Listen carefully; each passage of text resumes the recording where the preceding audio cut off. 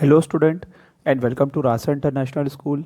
Today is our chapter for class 6 Social Science Geography chapter 15 The Earth in the Solar System, and today we have topic to discuss artificial satellite and moon from the page number 117 to 118. Artificial satellite. It is an artificial body made by man. It is designed by scientists to gather information about the universe or for communications. They are carried into space by rocket and placed in the orbit around the earth. They have many use, like they take picture of cloud information which help in weather forecasting, TV broadcasting. For example, India's INSAT satellite are used to take such picture. Some other satellite are IRS, EduSat, etc. अब होता है कि artificial satellite क्या होती है? Artificial satellite वो होती है जो खुद एक जो सैटेलाइट है वो खुद जो है मैन अपने आप बनाते हैं, है ना, साइंटिस्ट बनाते हैं और उसको रॉकेट पे रखकर स्पेस में भेजा जाता है, जो कि हमारे अर्थ के चारों ओर चक्कर लगाते रहते हैं. Look at the picture of artificial satellite. ये इस तरीके की आर्टिफिशियल सैटेलाइट होती है.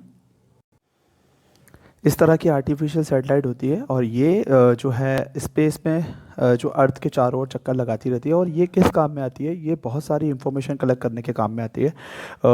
जैसे कि क्लाउड की फॉर्मेशन है ना, और किस तरीके से कल का वेदर क्या होगा, है ना, कल क्या कोई तूफ़ान आने वाला है या कोई बहुत बड़ा एक प्रॉब्लम है या सुनामी आने वाला है, तो ये थोड़ी बहुत इंफॉर्मेशन हमें कलेक्ट करके देते हैं. और ये सबसे बड़ी बात कम्युनिकेशंस के लिए बहुत इंपॉर्टेंट होती है. जैसे हम लोग मोबाइल पे कॉलिंग करते हैं, है ना, जो ऑनलाइन क्लासेस हैं, जो टीवी है, जो डिश टीवी है, जितना भी इंटरनेट का जो भी एक सिस्टम है वो सब इन आर्टिफिशियल सैटेलाइट के ज़रिए नीचे से जो ऊपर से जो है वो कवर किया जाता है. तो ये जितना भी हम internet, communication, mobile system, computer, जो भी हम काम कर रहे हैं, ये सब आर्टिफिशियल सैटेलाइट को रॉकेट पर रखकर ऊपर स्पेस में भेजा गया और ये हमारे अर्थ के चारों ओर चक्कर लगाती रहती हैं. तो इससे हमें बहुत सारी इंफॉर्मेशन मिलती रहती है. जैसे कि वेदर की एक फोरकास्टिंग होती है, कल का मौसम कैसा होगा, या कहीं बारिश होने वाली है, कहाँ कितनी बारिश होगी, या मानसून कब आएंगे.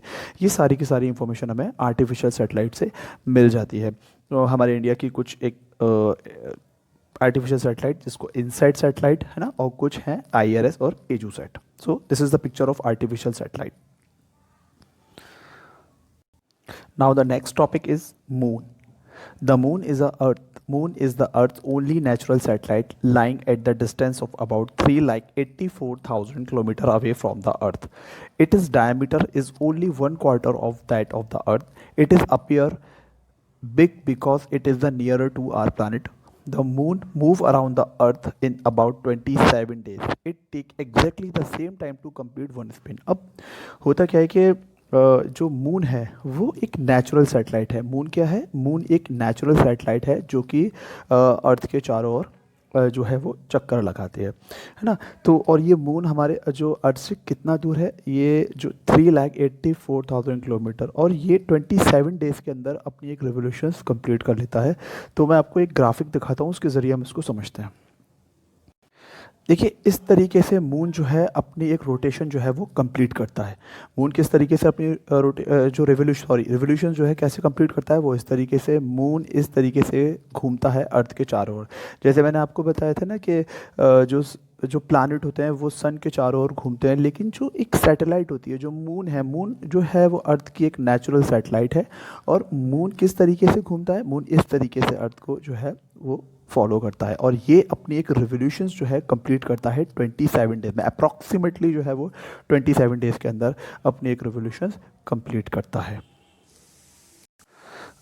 Moon does not have a condition the favorable for life because there is no atmosphere, and without it there is no sound and no water and no vegetation and no life. अब moon पे ना तो कोई sound है, ना कोई हवा है, ना कोई एटमॉस्फेयर है. ये बिल्कुल एक तरीके से बिल्कुल खाली है. ना यहाँ पे कोई साउंड है, बिल्कुल एक सुनसान जैसे कहते हैं ये हुए. There are mountain, ridges and plain. These cast shadow on the moon surface. Look at the full moon and observe these picture. आप इस पूरे मून को चेक कीजिए और देखिए इसमें जो इस तरीके से पैचेस दिखाई दे रहे हैं, जो धब्बे दिखाई दे रहे हैं, ये एक तरीके से माउंटेन है और बहुत सारे रॉक्स इसके अंदर हैं. इस वजह से मून का ये शेप दिखाई देता है. और मून जो है बिल्कुल खाली है, ना वहाँ पे कोई साउंड है, ना वहाँ पे कोई वाटर है, ना वहाँ पे कुछ नहीं है, ना कोई एटमॉस्फेयर है, ना कोई वेजिटेशन है. और moon has no light of its own, moon की अपनी कोई लाइट नहीं है। ये क्या है, मून जो ब्राइट करता है वो कैसे करता है, रिफ्लेक्शन ऑफ सनलाइट। अब हम किस तरीके से बात करते हैं, देखिए the moon has no light, moon has no light of its own, it shines only by the reflect sunlight. The portion of the moon we see at any given time depends on the angles which the sun rays make with the moons. The moon also rotate on its axis. Facing of the moon we see also depend upon its position in the sky and relation to our earth. First we see these crescent, then the full quarter followed by the gibbous, and finally the full moon.